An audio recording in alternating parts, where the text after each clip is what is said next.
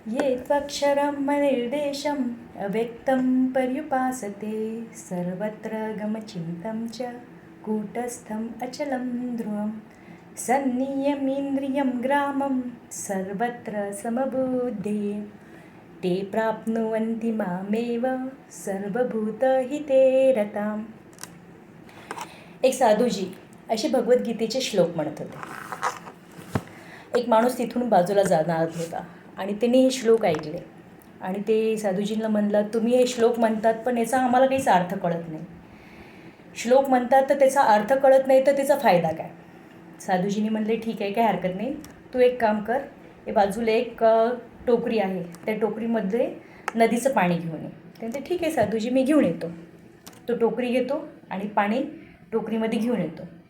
पण ते येऊपर्यंत पाणी टोकरीमधलं सगळं निघून जाते. तो परत तसंच जातो. असं 5-10-6दा करताय साधूजी म्हणतात आणि तो करतो. नंतर तो टोकरी हातात देतो, म्हणते याच्यामध्ये पाणीच नाही आहे, पाणी बसतच नाही आहे. तुम्ही टोकरी देता, पाणी आणायला सांगता, इथपर्यंत मी आणतो पाणी, पण त्याच्यामध्ये पाणीच राहत नाही. तर मी काय करू याच्यासाठी.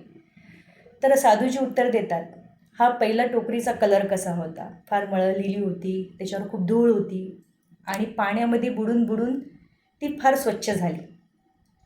तसंच आपण गीतेचं श्लोकाचं आपल्याला नॉलेज जरी नसलेलं, ज्ञान जरी नसलं तरी ते वाचून वाचून ऐकून ऐकून त्याचं नॉलेज वाढते, आपल्याला ज्ञान वाढते. या टोकरीसारखे जितक्यांदा आपण पाणी भरतो ते खालीच जाते पण टोकरी ही स्वच्छ होत राहते. तसंच आपल्या आतमध्ये जितकं ज्ञान जात राहते आपलं अज्ञान कमी होऊन त्यामध्ये ज्ञानाचा भर पडते.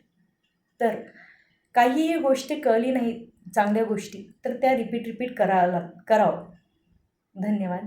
राधे राधे.